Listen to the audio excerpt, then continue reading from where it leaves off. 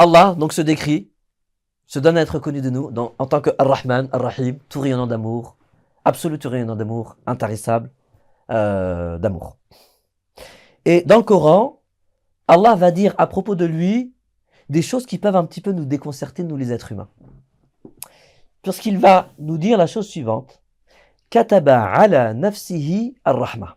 Dans plusieurs endroits du Coran, Allah nous dit que Kataba ala nafsihi ar-rahma. Et si je traduis littéralement la formule, ça donne Allah s'est prescrit, et c'est lui qui parle, hein, Allah s'est prescrit sur lui-même, ala nafsihi, sur lui-même, la rahma. Il y a une prescription divine de faire acte de rahma de Dieu vis-à-vis de lui-même. Qu'est-ce que ça veut dire? Ça veut dire que Allah s'est prescrit un devoir. Et qui dit devoir, dit de façon obligatoire et nécessaire, droit. Parce que la notion de droit et de devoir sont deux notions qui sont indissociables. D'ailleurs, c'est tellement vrai qu'en langue arabe, on a un seul mot pour les dire. En langue française, on a le droit et le devoir. Ce sont deux mots différents. En langue arabe, on a un seul mot. C'est le haqq. Et le pluriel, c'est huquq. Le haqq, ça veut dire et en même temps le droit et en même temps le devoir. Bah oui, parce que ce sont deux choses qui sont indissociables. De la même manière que, par exemple, deux choses qui sont indissociables, la nuit et le jour. On ne peut pas parler de nuit s'il n'y a pas de jour, et on ne peut pas parler de jour s'il n'y a pas de nuit. Donc on a des éléments comme ça que Dieu crée, je dirais, par couple. Conçoit par couple. Donc, droit et devoir. Dans ces différents versets, bien évidemment, il s'agit des devoirs que Allah s'est prescrit à lui-même, qui, par voie de nécessité obligatoire, nous donne des droits, d'une certaine manière, sur lui, eu égard à ce que lui s'est prescrit sur lui-même. C'est très important, parce que ça renvoie à une tradition prophétique qui me revient en tête, là, actuellement, c'est dans laquelle il est attribué au prophète Mohammed sallallahu alayhi wa sallam que le prophète Mohammed sallallahu alayhi wa sallam était avec un de ses compagnons. Et il pose la question, à ton avis, c'est quoi le devoir de l'être humain vis-à-vis de Dieu? Donc dit autrement, c'est quoi le droit d'Allah sur nous? Donc le compagnon dit Allah et son prophète sont plus sachants. Et au prophète de dire que le droit d'Allah sur nous, c'est quoi? Que nous l'adorions sans rien lui associer. Donc l'adoration exclusive de Dieu, sans qu'il y ait à côté de Dieu qui que ce soit. Pas même notre ego, attention. Et ensuite, il pose la question, maintenant, d'après toi, quel est le droit des êtres humains sur Dieu? Et là, le compagnon, il est un petit peu bloqué. Nous, on a des droits sur lui. C'est lui l'autorité suprême. Celui qui est l'autorité suprême, il y a personne qui peut avoir des droits sur lui. Et ben, en fait, dans sa tradition, il nous est dit que si effectivement nous assumions, si les êtres humains assument leur devoir vis-à-vis du droit d'Allah, eh ben, le droit que nous avons sur lui, c'est quoi? C'est que Dieu nous fasse entrer au paradis. Et dans le Coran, en fait, il y a une corrélation intrinsèque entre le paradis et la rahma. Dieu, si vous voulez, c'est comme si qu'il définissait ou il donnait un autre nom au paradis que le mot Jannah.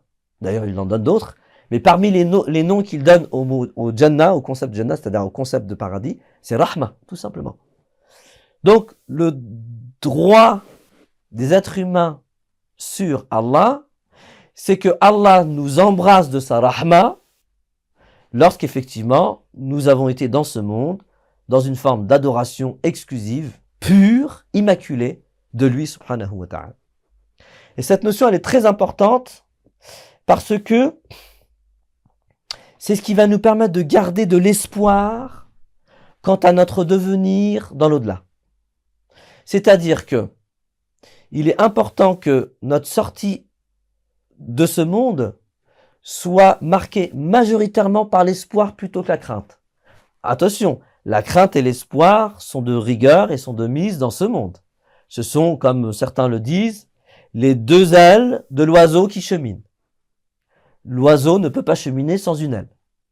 Donc crainte et espoir, nous devons toujours dans ce monde être entre crainte et espoir. Par contre, ces mêmes érudits nous disent que notre fin de vie doit être plus marquée par l'espoir que par la crainte. Parce que c'est cet espoir qui va nous donner la motivation suffisante pour multiplier les actes finalement, on va encore le dire une nouvelle fois, les actes de rahma, puisque Allah nous dit la chose suivante le prophète Mohammed sallallahu alayhi wa sallam plutôt nous dit la chose suivante dans une tradition aussi, qui est attribuée à la kulli hal, irhamu man fil ard, donc faites acte de rahma vis-à-vis des gens qui sont sur terre, vis-à-vis de la créature, que dis-je, de toutes choses qui se trouvent sur terre, yarhamukum man fis sama. Vous pourrez alors être touché d'une rahma supplémentaire de la part du ciel. Donc, cette notion de droit, ou bien de droit des êtres humains sur Dieu, ou bien du devoir, du seul d'ailleurs, c'est le seul devoir que Dieu s'est imposé à lui-même. Vous ne trouvez pas autre chose, en fait, dans le Coran, avec la même formule, hein. Kataba ala nafsihi ar-rahma, si vous voulez, cette formule, c'est la même formule qu'on retrouve dans les versets qui parlent du jeûne du mois Ramadan, hein. Kataba, hein, ya ayyuhalladhina amanu, kutiba alaykum as-siyam. C'est la même formulation. Vous a été prescrit le siyam. Donc là, il y a cette prescription, finalement, du devoir de rahma qu'Allah s'est prescrit à lui-même. Et ça renvoie quand même à une autre tradition prophétique dans laquelle il est dit que Allah s'est interdit l'injustice. C'est interdit d'injustice. Et ça renvoie à un autre verset du Coran où Allah dit wa rahmati wasi'at kulla shay. C'est-à-dire, et ma rahma, donc mon amour principiel, majuscule, inconditionnel, embrasse toute chose. Donc parmi toutes les choses qu'il embrasse, c'est cette notion de droit et de devoir, notamment le devoir, le seul devoir qu'Allah s'est prescrit, et qui donc qui renvoie à cette notion de droit chez nous, et qui vraiment, lorsque cette notion est intégrée, lorsque cette notion est appropriée finalement par l'être humain, lorsqu'on arrive à s'approprier cette notion-là, on peut, comment je pourrais dire ça? On peut être dans une adoration qui va finir en apothéose. C'est-à-dire qui va finir par la meilleure note sur laquelle on peut finir. Qui va finir parce qu'on sait qu'on est ressuscité selon l'état dans lequel nous quittons ce monde. Et vraiment, cette notion va nous permettre justement de quitter ce monde sur une notion positive. Pourquoi? Sur une note positive, ça va être une note de rahma. En tant qu'espoir, espoir ultime. Donc ça, c'est une notion qui est très, très importante. D'ailleurs, dans un des versets dans lequel ce devoir est mentionné, Allah le fait suivre par Man amila minkum su'an bi jahalatin thumma taba min ba'dihi fa innahu ghafurur rahim. Comme note d'espoir pour nous, c'est-à-dire toute personne qui va commettre du sou. Alors le sou, pour faire très simple, c'est quoi? C'est tout acte qui n'est pas conforme à la volonté divine. Tout acte qui n'est pas conforme à la loi de Dieu. Prescrit pour tout cheminant spirituel dans le Coran. Il se peut que nous passions à côté de ce qui est conforme et que, par maladresse, tout à l'heure on parlait de maladresse, par maladresse, nous commettions des actions qui sont caractérisées par deux choses. Assou, c'est deux choses. La bassesse et puis la laideur. D'ailleurs, on a ça dans toutes les... Enfin, en tout cas, en langue française, on a ça dans les expressions. Ça, c'est un coup bas. Quand on dit de quelqu'un qui fait un coup bas, on n'est pas en train de faire l'éloge du coup qu'il nous fait. Et puis aussi, ça, quand on dit c'est laid, ça. C'est moche, voilà. L'expression, ça, c'est moche. Ouais. Donc, on a assou, toute action qui est moche, donc finalement, qui est complètement en opposition contraire avec la figure de perfection, avec la beauté. Et puis, toute action qui est basse, c'est-à-dire qui n'est pas conforme. Allah nous dit, ici, Man amila minkum, si parmi vous, il y a des personnes qui vont commettre de la bassesse et de la mocheté. Alors, on va le dire ça comme ça. Bijahalatin. Et ce mot, il est très important. Parce qu'en fait, ce qui va nous pousser, nous les êtres humains, à commettre ce type d'action, c'est le jahala. Alors, souvent, le jahala, c'est traduit par l'ignorance. C'est pas faux. Sauf que si on revient dans l'étymologie, jahala, ça veut dire littéralement être vide de quelque chose. Effectivement, nous sommes amenés à poser de la bassesse lorsqu'on est vide de Dieu. Ça veut dire quoi lorsqu'on est vide de Dieu? Lorsqu'on n'est pas en pleine conscience que Dieu nous voit, nous entend, comprend ce que l'on est en train de faire. Donc c'est ça le bijahalatin. C'est dans un moment d'insouciance, dans un moment d'inconscience, que ce qu'on est en train de faire, eh ben on le fait devant Dieu.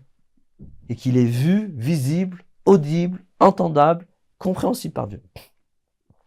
Attention, ثُمَّ تَابَ مِن بَعْدِهِ وَأَصْلَحَ.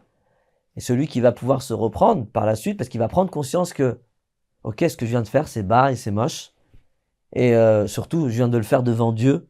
Donc il va y avoir une espèce de culpabilité, de honte, d'une certaine manière. Bah, bien évidemment, une culpabilité, une honte qui va avoir une fonction positive. C'est quoi? La fonction positive, c'est d'arrêter de poser de la bassesse, d'arrêter de poser de l'acte qu'on pourrait appeler un acte d'aversion, un acte qui est laid.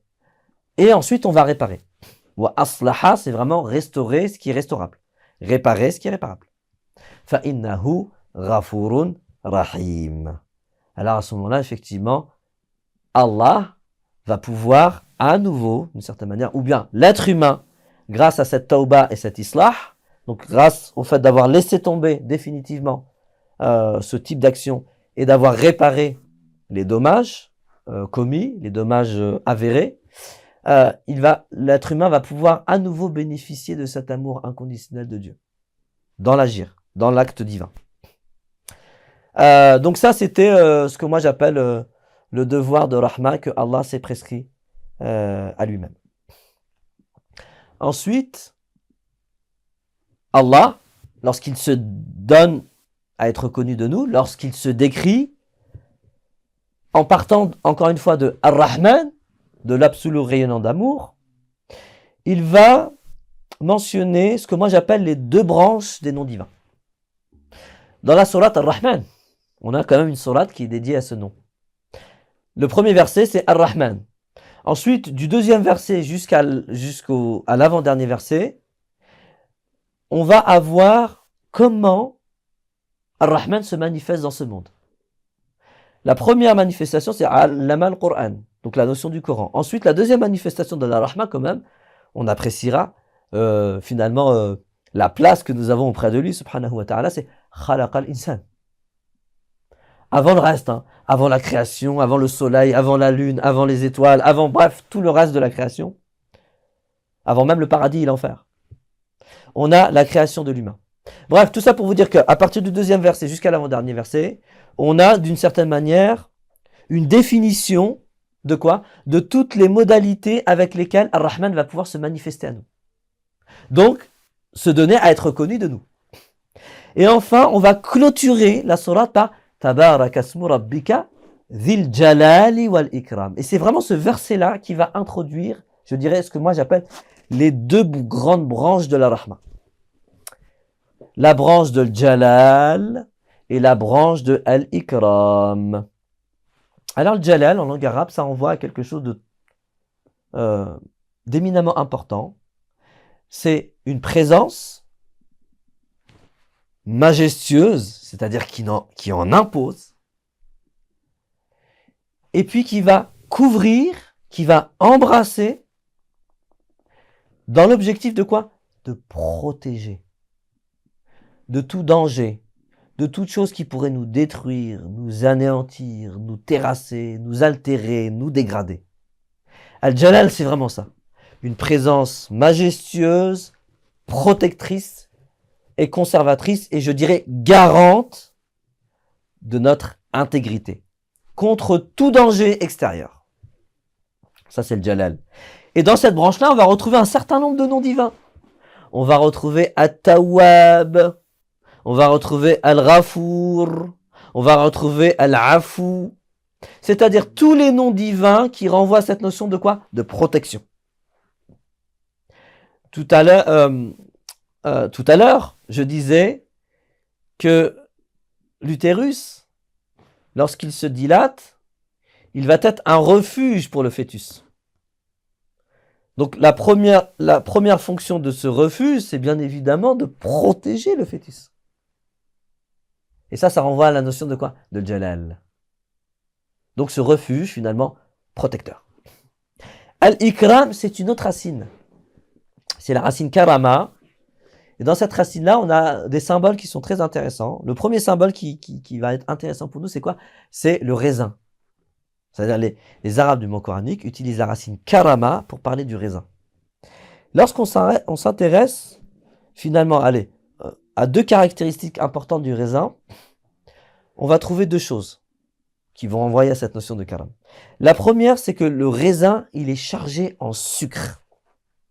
Il faut savoir que le sucre, c'est le carburant du moteur qui met en mouvement le corps. Être totalement vivant, pour nous les êtres humains, ça veut dire quoi? Être en mouvement. Comment on fait, nous les êtres humains, pour être en mouvement? Il faut qu'on ait du carburant. Le carburant majeur, c'est le glucose. Le raisin est gorgé de glucose. Ensuite, on a une deuxième caractéristique du raisin, c'est que le raisin, c'est un antioxydant majeur. Alors, c'est quoi un antioxydant? L'antioxydant va nous prémunir de quoi? De tout ce qui peut nous affaiblir. Ce qui va affaiblir nos os, ce qui va affaiblir nos cellules, ce qui va affaiblir, bref, tout ce qui nous permet de nous tenir debout à l'œuvre, nous les êtres humains, et qui nous permet de nous mettre en mouvement. Donc, si on reprend juste ces deux aspects-là, et qu'on essaie de voir, finalement, c'est quoi comme concept qui ressort de ces deux notions-là? C'est vraiment le concept du quoi? Du renforcement. Donc, le premier sens de karama, c'est rendre plus fort. Ouais, par la positive et par la négative. Rendre plus fort par, je dirais, l'énergie, et rendre plus fort parce qu'on est prémuni de tout ce qui pourrait nous affaiblir. Notamment, renforcer le système immunitaire. Quand le système immunitaire est faible, on va être affaibli par beaucoup de choses qui viennent de l'extérieur. Par contre, lorsque le système immunitaire est fort, on va rester fort et on va se renforcer. Premier élément, le renforcement. Le deuxième élément qu'on a dans la racine karama, c'est quoi? C'est la notion d'abondance. La notion d'abondance, ça veut dire quoi? Ça veut dire une quantité, mais attention, qui ne soit pas matérielle seulement. C'est une quantité qualitative, parce que sinon on va tomber dans le règne de la quantité et il n'est pas question de cela ici. Ici, quand on parle d'abondance, on parle d'une quantité dont les causes ne sont pas rationnelles. C'est ce que j'appelle, moi, la quantité qualitative. Donc, en grande quantité. Et puis, la troisième notion qu'on a dans cette racine karama, c'est la notion de noblesse. Et la noblesse, ça renvoie quoi? Ça renvoie au degré d'élévation, au degré de hauteur, au degré, je dirais, de réalisation de l'être. Vous savez, sur ce chemin de retour jusqu'à Allah, petite parenthèse, le symbole et la métaphore qui est donnée dans le Coran, c'est la métaphore de l'échelle. En réalité, notre chemin, il n'est pas horizontal, notre chemin de retour jusqu'à Allah. Il est vertical. D'ailleurs, c'est un des sens que l'on a dans le verbe raja'a. Inna lillah wa inna ilayhi raji'un. Nous appartenons à Allah. Et c'est jusqu'à lui. Le ila en langue arabe, ça ne veut pas dire vers lui, non. Le ila, ça veut dire jusqu'à lui que quoi? Que nous retournons. Et le verbe utilisé en langue arabe pour parler de ce retournement jusqu'à Allah, c'est le verbe raja'a. Et si on utilise ce que certains appellent le cousinage sémantique. Alors, cousinage sémantique, c'est d'essayer de voir cette racine raja'a, d'où vient le mot raji'un, qui veut dire se retourner jusqu'à lui. Cette racine-là est cousine d'une autre racine dans laquelle on va trouver les trois mêmes lettres, mais pas dans un ordre différent. C'est la racine araja, qui renvoie au mi'raj, à l'ascension. Tout ça pour vous dire que ce chemin de retour, en fait, il n'est pas horizontal, il est ascensionnel, il est vertical. Et c'est d'où l'intérêt, ou d'où je dirais la beauté de la métaphore proposée dans le Coran pour ce chemin de retour jusqu'à lui, qui est la métaphore de l'échelle. Et en fait, pour comprendre cette notion de noblesse, on va s'appuyer sur cette échelle, justement. La noblesse, ça renvoie à tous les degrés d'élévation que l'on peut atteindre au fur et à mesure de notre avancée dans notre cheminement spirituel, dans ce chemin de retour jusqu'à Allah. Donc, al-ikram, littéralement, ça veut dire quoi? C'est tous les noms d'Allah qui vont participer à notre renforcement, nous rendre plus forts. Et, j'allais dire, c'est marrant, oui, d'une certaine manière. Dans cette branche-là, on a les noms divins en abondance. C'est-à-dire, Majoritairement, les noms divins sont dans cette branche de quoi? Du renforcement. Donc on a une abondance de noms divins dans cette branche-là. Et puis troisièmement, en fait, tous ces noms, en fait, ils vont participer à quoi? À notre anoblissement. C'est ces noms qui vont nous permettre de nous élever sur cette échelle jusqu'à revenir à lui accompli de façon parachevée, c'est-à-dire en ayant atteint les plus hauts degrés de la noblesse. Et dans ces noms, dans cette branche-là, nous avons les noms divins de Al-Aziz, Al-Hamid, Al-Wali, Al-Jabbar, etc. Et je m'arrêterai peut-être aller sur trois noms pour essayer d'illustrer le propos. Et comme ça, on va essayer de voir le renforcement, comment il peut se modéliser et se manifester. Le premier nom sur lequel j'ai envie de m'arrêter, finalement, ça serait Al-Aziz. Al-Aziz, souvent, c'est traduit par le puissant. Alors, je sais que Maurice Goton, paix à son âme, le traduisait par... ça dépend, des fois par l'inaccessible. Et il me semble que par moment, il faudrait vérifier, par l'irrésistible. Et quant à moi, je vais plutôt choisir l'irrésistible, et je vais expliquer pourquoi. Parce qu'en fait, dans le sens étymologique de la racine azaza, d'où vient le mot al-aziz, on a cette notion de quoi? De solidité d'une chose. Les arabes coraniques vont l'utiliser initialement, par exemple, pour parler d'une pierre qui est solide, que l'on ne peut pas briser, ou qui est pratiquement imbrisable, impénétrable. De la roche impénétrable.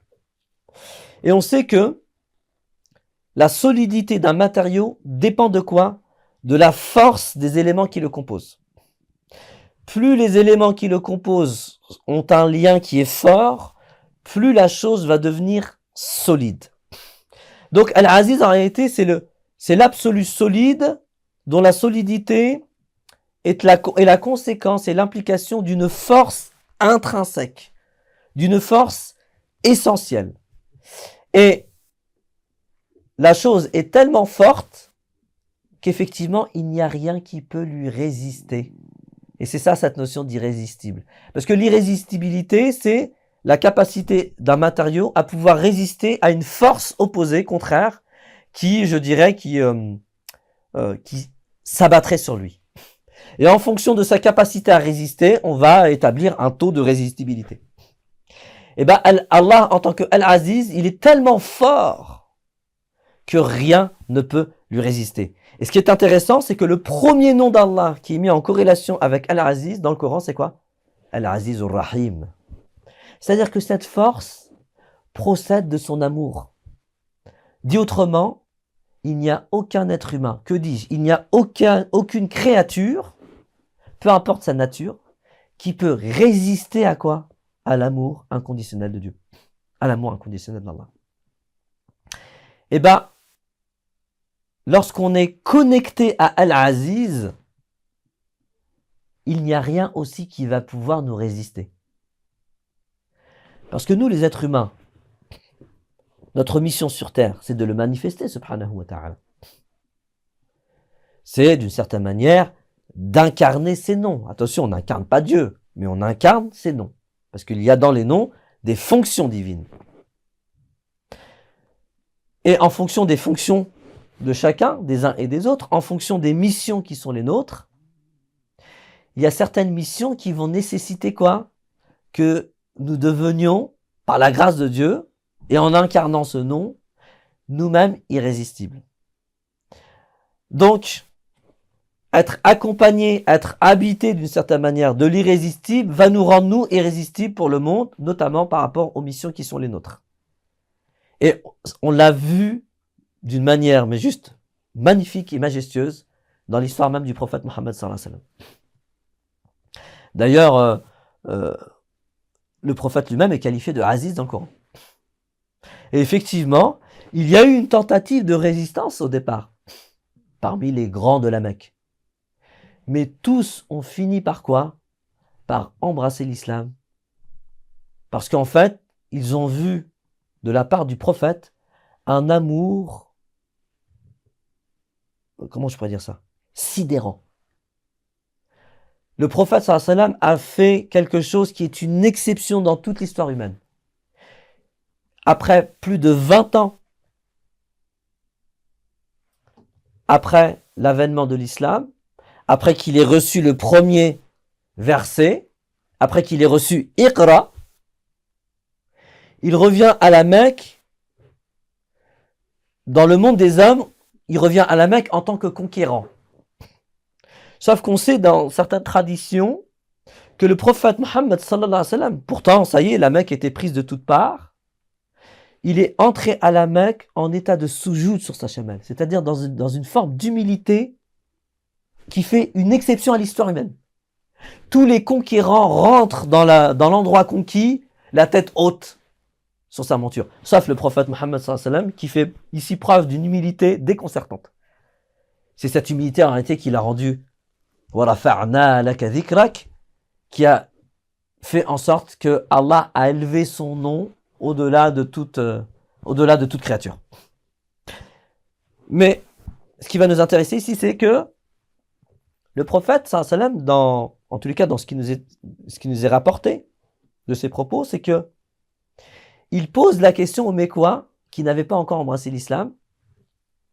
À votre avis, qu'est-ce que je vais faire de vous?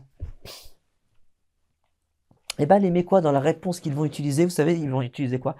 Ils vont utiliser que on ne connaît pas de toi autre chose que le karam. Le fait que le prophète sallallahu alayhi wa sallam est caractérisé par le karim, et bien évidemment, al-karim qui procède de quoi? De sa rahma. Donc même à ce moment-là, où le prophète aurait pu adopter une toute autre position, il dit « Idhabu fa antum at-tulaqa » Vous êtes libre d'embrasser ou de ne pas embrasser l'islam. C'est vous qui décidez. Et là, excusez-moi du peu, c'est un amour, c'est un geste d'amour, mais enfin, vraiment déroutant d'un point de vue intellectuel. Et cet amour-là, en fait, il procède aussi de quoi? De l'aziziyya. C'est-à-dire, même ses plus grands adversaires, même ceux qui ont tenté finalement de mettre fin à l'islam en tentant de le tuer, eh ben, ils ont fini par quoi? Par craquer. C'est-à-dire que cet amour majuscule et inconditionnel a fini par quoi? Eux-mêmes les embrasser et être emportés, embarqués dans cette épopée de l'islam. Donc ça, c'est un nom qui est très très fort, l'Aziz. Et effectivement, nous pouvons nous aussi être sur les pas du prophète sallallahu alayhi wa sallam et devenir d'une certaine manière irrésistibles dans nos projets, parce que nos projets, ben, ils vont rencontrer de l'adversité. Ils vont rencontrer aussi une résistance. Comment on fait pour dépasser l'adversité et comment finalement pour faire craquer cette résistance? Encore une fois, et toujours par cette notion de karam qui elle-même prend son origine dans cette notion d'amour inconditionnel. Le deuxième nom divin, sur lequel je vais m'arrêter, qui participe du renforcement, c'est Al-Wali. Allah, il se présente en tant que Al-Wali. Et le Wali, si on revient vraiment à son sens le plus étymologique et puis aussi coranique, c'est vraiment le soutien indéfectible. Notamment quand l'être humain se retrouve dans des situations de wail. C'est quoi se retrouver pour nous les êtres humains dans des situations de wail? C'est se retrouver dans des situations infernales. C'est tellement contractant qu'on a l'impression de vivre un enfer. Et bien c'est à ce moment-là que l'on peut d'une certaine manière solliciter, implorer l'intervention de Allah en tant que le wali, parce que c'est à ce moment-là en général où quoi? Alors, si on tourne le dos, on ne voit plus personne. Donc finalement, c'est quand on se retrouve esselé dans des situations infernales que Allah, en tant que wali, en tant que soutien indéfectible, va pouvoir manifester ce quoi? Ce renforcement dont on a besoin. Parce que quand on se retrouve esselé dans des situations infernales, on a envie de craquer. On n'en peut plus. Il se peut qu'on est à deux doigts d'être quoi? Terrassé et anéanti. Et c'est à ce moment-là qu'on a besoin de quoi? D'un renforcement divin qui vient de nulle part en réalité, et qui va nous permettre de quoi? De rester debout face à l'adversité et de pouvoir, grâce au wali, dépasser cette adversité. Donc là, encore une fois, on a bien, je dirais, l'intervention de Allah en tant que Karim, jalali wal ikram, dans le renforcement. Et encore une fois, les situations dans lesquelles on se retrouve et qui peuvent être infernales ne sont que la résultante de nos propres actions. Ma asabakum min hasanatin fa min Allah. Wa ma asabakum min sayyatin fa min nafsik. Allah nous dit, tout ce qui nous touche comme hasana, comme beau et comme bon, ça vient de Dieu. Et tout ce qui nous touche et qui est resserrant, qui est difficile pour nous, et qui justement nous met dans une forme de bassesse, hein, c'est ça, l'enfer, il est bas, hein, il n'est pas haut l'enfer. Lorsqu'on se retrouve dans le creux de la vague, dans des situations infernales, ça vient de notre propre chef. Ce n'est que la conséquence de notre propre agissement. Et là, Allah intervient en tant que wali, qui procède de cette branche de l'ikram, qui elle-même prend ses origines dans l'amour inconditionnel. Oui, c'est que de l'amour inconditionnel. Parce que si on regardait les conditions, l'être humain, dans cette situation-là, il ne se retrouve pas dans les conditions favorables, dans une perspective bien évidemment humaine, d'être touché par de l'amour. Mais Allah nous aime tellement de façon inconditionnelle que c'est justement dans ces situations-là qu'il va être lui, subhanahu wa ta'ala, ce soutien indéfectible et nous renforcer, nous rendre plus forts pour qu'on puisse dépasser l'épreuve et la situation infernale. Et puis le troisième nom divin, allez, sur lequel je voudrais m'arrêter, c'est Al-Hamid. Al-Hamid, alors souvent c'est traduit par celui qui est digne d'être loué, le digne de louange. Et j'ai envie de vous proposer une autre lecture, à la kulli hal, qui prend, je dirais, qui prend son origine dans l'étymologie de la racine hamada, d'où vient le mot hamid. Chez les Arabes coraniques, on va utiliser cette racine-là pour parler de ce que j'appelle la puissance. C'est quoi la puissance? La puissance, c'est l'aptitude, le potentiel, la capacité à faire quelque chose. Je vais le dire différemment. Al-Hamd, chez les Arabes coraniques, c'est le pouvoir, c'est un pouvoir qu'une chose possède, à quoi? À faire quelque chose. Un pouvoir à produire des effets. Par exemple, je vais vous donner un exemple. Les Arabes coraniques vont l'utiliser lorsqu'ils vont parler d'une nourriture, par exemple, qui n'est pas rassasiante. Ils vont dire de cette nourriture qui n'est pas rassasiante que Laysa fihi mahmida. Cette nourriture, elle n'a pas de mahmida. Qu'est-ce que ça veut dire, cette nourriture n'a pas de mahmida? Cette nourriture, elle n'est pas en capacité, elle n'a pas le potentiel de quoi? De produire l'effet escompté par la nourriture. L'effet escompté par la nourriture, c'est quand même de quoi? De se sentir rassasié, d'avoir comblé les besoins, on va dire primaires, en termes de nourriture. Donc, Al-Hamd, ça renvoie vraiment à ça. Alors, bien évidemment, il faut faire le lien. C'est quoi le lien avec la louange? C'est quoi le lien entre la puissance, dans le sens de potentiel, capacité, aptitude, pouvoir d'action, et puis la louange? Quand est-ce qu'on est amené à louer quelqu'un? Parce qu'on voit en lui un pouvoir d'agir juste déconcertant. Donc, les deux sont liés, les deux significations sont liées, sauf qu'il y en a une des deux significations, excusez-moi, une des deux significations qui est l'implication et la conséquence de l'autre. Donc, j'aime à dire que Al-Hamid, c'est le Tout-Puissant qui va susciter la louange. Quand on prend conscience de la puissance divine, on ne peut pas faire autrement que de dire que Allah, il est grand, il est puissant, il est fort, il est majestueux, il est qawi, il est d'une solidité déconcertante. Il est irrésistible. Donc, Al-Hamid, c'est le Tout-Puissant qui va susciter la louange. Si on comprend que la toute-puissance, c'est un potentiel, Al-Hamid, ça veut dire aussi celui qui nous rend puissants. C'est-à-dire, c'est celui qui va nous mettre en capacité de, celui qui va nous donner les attitudes, celui qui va nous octroyer ce pouvoir d'agissement dans le monde. Raison pour laquelle, à titre personnel, le prénom Ahmed, qui est le prénom en réalité du prophète Mohammed sallallahu alayhi wa sallam, ou le deuxième prénom, si vous voulez, moi je le traduis par le Tout-Puissant. Parce que il y a une spécificité, encore une fois, prophétique, c'est que le prophète, sallallahu alayhi wa sallam, c'est le seul qui a actualisé tout le potentiel humain. Raison pour laquelle certains ont dit du prophète sallallahu alayhi wa sallam qu'il était al-insan al-kamil, l'être humain complet. Qu'est-ce qui fait que c'est l'être humain complet ou parfait, conformément à ce qui est humainement possible en termes de perfection? C'est parce qu'il est le seul à avoir vraiment déployé tout son potentiel. Et en réalité, déployer tout son potentiel, c'est quoi? C'est incarner tous les noms propres fonctions d'Allah. C'est qu'à cette condition, qu'on arrive à être tout puissant. Et effectivement, Ahmad, ça veut dire le tout puissant. Le tout puissant qui va susciter toutes nos louanges. Parce qu'on va se poser la question, mais est-ce qu'il est resté vraiment que de nature humaine, cet homme? Oui, il est resté de nature humaine.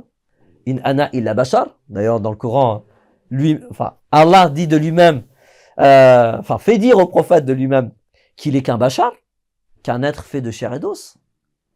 Mais c'est un bashar quand même tout à fait singulier, éminent et exceptionnel. C'est le seul à avoir manifesté toute la puissance divine qui est en lui. Donc Al-Hamid, c'est ça que ça veut dire. Encore une fois, on voit le renforcement. Tout à l'heure, j'ai dit être fort, c'est être en capacité de se mettre en mouvement. Donc Al-Hamid, c'est celui qui va nous mettre en aptitude. Et puis, de façon bien évidemment très aboutie. Comme Ar-Rahim, il y a cette notion d'aboutissement dans l'agissement humain. Donc ça, c'était des noms, vous voyez, qui procèdent de quoi? Du renforcement, qui procède de l'ikram, qui elle-même est une manifestation de l'amour majuscule et inconditionnel d'Allah subhanahu wa ta'ala. Je vais donner maintenant des exemples pour la première branche de Jalal. J'ai dit, c'est une présence majestueuse de Dieu qui va nous protéger, nous conserver et se porter garant de notre intégrité. Je vais prendre un seul exemple, c'est Al-Ghafour. Al-Ghafour, en langue arabe, alors souvent c'est traduit par le très pardonneur. Si on revient à l'étymologie de ce nom, la racine Rafara veut dire couvrir. Et dans cette couverture, il y a deux objectifs et deux finalités. La première, c'est quoi? C'est protéger de quelque chose qui peut être dangereux. Rafara, ça veut dire couvrir pour protéger de quelque chose qui peut être dangereux et terrassant et anéantissant. La deuxième finalité, c'est restaurer la beauté originelle. Restaurer la pureté originelle. Donc Al-Ghafour, maintenant si on voulait proposer une autre traduction qui prenne en considération l'étymologie et puis surtout les occurrences coraniques, c'est-à-dire de quelle manière Allah utilise Al-Ghafour dans le Coran pour qu'on puisse comprendre c'est quoi le sens de Al-Ghafour. C'est celui qui, par sa présence, va nous couvrir afin de nous permettre de quoi? D'être protégés, préservés, prémunis de ce qu'on appelle al-dhanb. Al-dhanb, dans le Coran et en langue arabe, ça ne veut pas dire le péché. Al-dhanb, ça veut dire la conséquence négative d'une action donnée. Et action donnée, c'est très précise. C'est-à-dire de n'importe quelle action. Si vous voulez, toutes les actions que nous, les êtres humains, on peut poser, on peut faire, ont toutes des conséquences. Toutes. Et chaque action peut avoir des conséquences négatives, comme elle peut avoir des conséquences positives. Et ce qui est fou, c'est que même une action qui pourtant est conforme à la loi de Dieu, et qui est belle, qui est conforme, qui est bonne, etc., elle peut avoir aussi des conséquences négatives. Et nous, les êtres humains, nous devons nous prémunir de ces conséquences négatives possibles. D'ailleurs, c'est tellement vrai que Allah, il attribue au prophète Mohammed sallallahu alayhi wa sallam dans le Coran la notion de dhanb. Donc, si on traduisait le dhanb par péché, ça serait problématique. Pourquoi? Ça viendrait briser l'infaillibilité du prophète sallallahu alayhi wa sallam. C'est-à-dire le fait que le prophète soit infaillible, c'est-à-dire que le prophète ne peut pas tomber dans le péché. Alors que Dieu, il dit, à propos du prophète sallallahu alayhi wa sallam, liyaghfira laka ma taqaddama min dhanbika wa ma ta'akhkhar. Donc, ici dans le verset, ça parle dhanbika, le dhanb du prophète. Donc si on traduit par péché, c'est un problème.